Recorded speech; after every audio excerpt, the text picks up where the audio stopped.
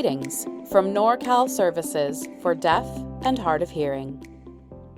We work with DeafPlus individuals and their families and care providers. DeafPlus individuals are deaf people with additional disabilities. The ability to communicate as a family member or care provider is important in providing care and support for a DeafPlus person to ensure that care fits with that person's additional disability. Additionally, it's important to be aware of the cultural needs of the DeafPlus individual. Be it deaf culture or another culture that the individual was born into with their family, it's important to cater to their needs in the manner that's appropriate for that DeafPlus individual. DeafPlus individuals have diverse and unique communication needs. They may communicate using sign language.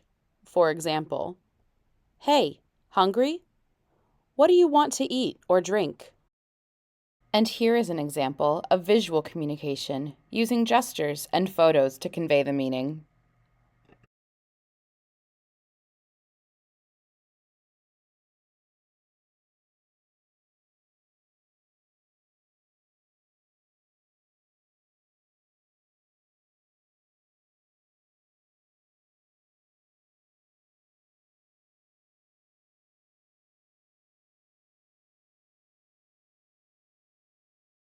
Some people use communication tools, such as accessible apps on smartphones and tablets. There are several apps that provide images for developing picture tools.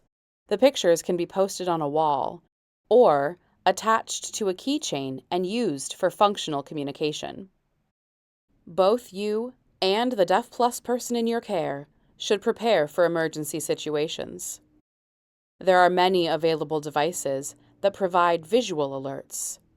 For example, there are visual smoke and carbon monoxide detectors, visual doorbell alerts, visual alarms, vibrating watches, vibrating alarm clocks, and body-worn receivers for emergency purposes. One method that may be used in an emergency is to draw with your index finger an X on the DeafPlus person's back, shoulder, or arm to indicate that it's an emergency, and then gently prompt the individual to follow you to a safe meeting space. With training, the DeafPlus person will understand the need to follow instructions and ask questions later. This is just an example, not a standard practice.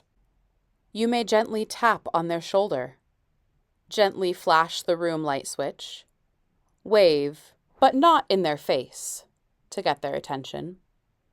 You may even stomp your foot on a wooden floor or knock on the table where they're seated. The vibration will get their attention. Some individuals may require having a deaf interpreter in addition to the assigned interpreter. The reason is because the deaf interpreter possesses native fluency to facilitate communication for deaf individuals, especially those with intellectual disabilities. Do not grab their arm or pull on their hand. Tap them on their head. And don't yell in their face. Do not grab an object from their hands, at least not without asking for consent first. DeafPlus people have the right to choose what communication they prefer with respect to their care, their education, and their work. You should be familiar with the preferred communication of the DeafPlus person in your care, so you can be sure that they have the communication support and accommodations that meet their communication needs. Medical offices are required under the law of the Americans with Disabilities Act to provide accommodations, which can be ASL interpreters for DeafPlus patients who use sign language, or visual communication for their appointments.